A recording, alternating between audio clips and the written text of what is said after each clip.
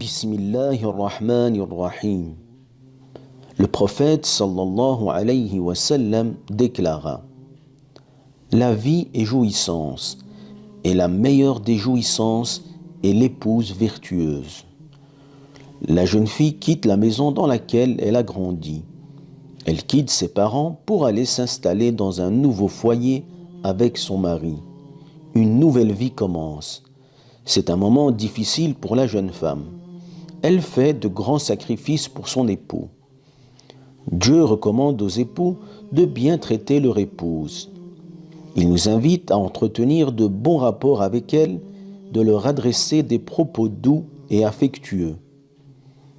Nous avons comme meilleur exemple le mariage de notre prophète sallallahu alayhi wa sallam avec Khadija. Il y avait un amour fort entre eux. Il ne l'oublia jamais jusqu'à la fin de ses jours. Il versait quelquefois des larmes lors du souvenir de la mère des croyants, Khadija. Après sa mort, il continuait à entretenir des liens avec les amis de Khadija et leur offrait des présents. Il faisait tout cela par amour pour sa défunte épouse. Le messager de Dieu était profondément bon envers ses épouses. Il plaisantait avec elles, les rendait joyeuses et satisfaisait leurs demandes.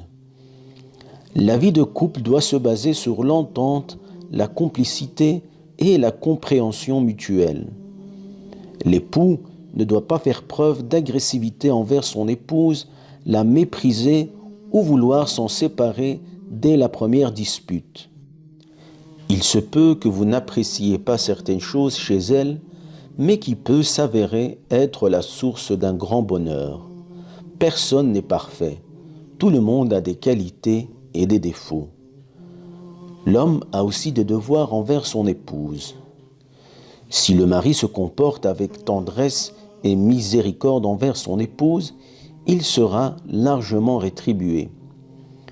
Le prophète sallallahu alayhi wa sallam ne cessait d'exhorter ses compagnons en les incitant à bien traiter leurs femmes.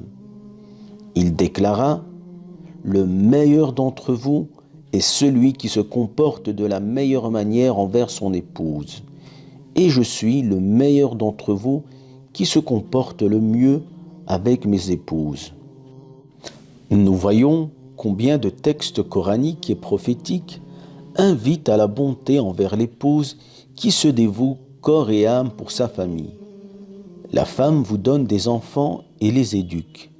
Elle prend soin de vous et de votre foyer. Vous ne devez en aucun cas être dur à son égard ou être injuste envers elle. Dieu a installé entre les époux l'amour et la miséricorde. Un jour, le prophète sallallahu alayhi wa sallam était en voyage avec son épouse. Il demanda à ses compagnons de les laisser seuls, car il voulait se retrouver avec son épouse pour passer un moment ensemble. Ce qui montre bien que l'homme et la femme doivent se retrouver seuls pour passer un moment rien qu'à eux. Il fit même une course avec son épouse.